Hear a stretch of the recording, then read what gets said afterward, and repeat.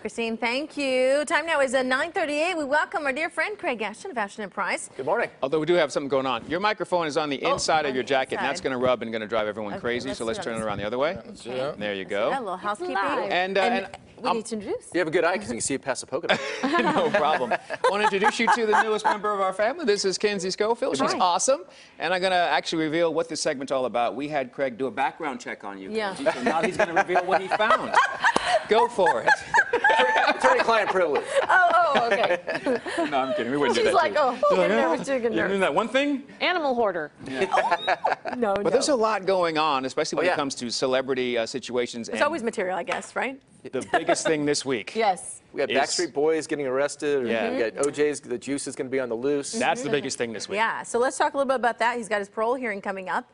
Yeah. Is there a good possibility that he might be paroled this time? Yeah, here's the thing. There's something called res judicata, right? So he was acquitted for murder. So from a legal perspective, that is not on his record. Even though we all know through observation that it's clear in my mind that he did it. From a civil perspective, he lost a civil case with $30 million, but the standard is preponderance of the evidence, not beyond a reasonable doubt, so they can't use that against him in his parole hearing. Okay. So in Nevada, it's, hey, has he been a model inmate? And the question seems to be, or the answer seems to be yes. So on October 1st, it's my opinion that he's going to be released and the juice will be on the loose. But do they take into consideration what will happen in the aftermath? Is he safer, do they consider, like, is he safer behind bars than he would be if we let him go? Well, what they look at is how does he behave in prison? So does he have any demerits in regards to the way that he acted within the confines of the rules? And is he a flight risk? And we saw him in the Bronco. Yeah. 30 miles an hour is the yeah. fastest he's going to go, so I don't think he's a flight risk. So from a practical perspective, I think he checks off all the boxes. And our system right now is overcrowded.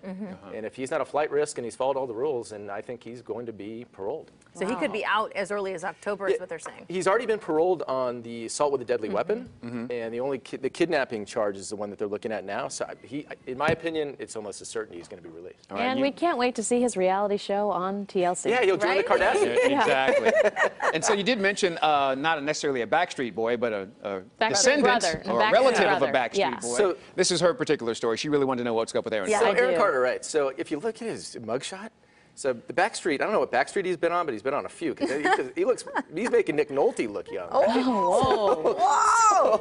So here's the thing. He gets out of his car in Georgia, goes into an auto parts store, and then gets arrested for DUI. So there's a famous lawyer, Melvin Belli, in San Francisco. That's where I practiced. And he used to blow off a cannon every time he got a case settled. He got pulled over for DUI in San Francisco. He pulled over, dropped his keys out of the car, went into his glove box, drank a bunch of whiskey, and then at that point they couldn't prove that he was driving under the influence because he dropped his keys out and he imbibed alcohol before they tested him. Okay. So if Aaron Carter drank a beer or smoked some marijuana after he got out of the car before he got into the auto parts store, he's probably going to be acquitted.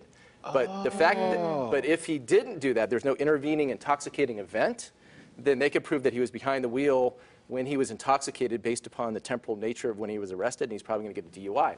Now, the interesting thing is he's in Georgia. Any amount of marijuana there is a misdemeanor up to a year in prison, a $1,000 fine. In California, you can have an ounce. But here's what the listeners need to know. If you're going to a place like Yosemite, to Joshua Tree, to Presidio, to Muir Woods, those are federal parks. Oh, if you have any marijuana on you whatsoever, it's just like Georgia, and that's up to a year in prison and a $1,000 fine for a joint.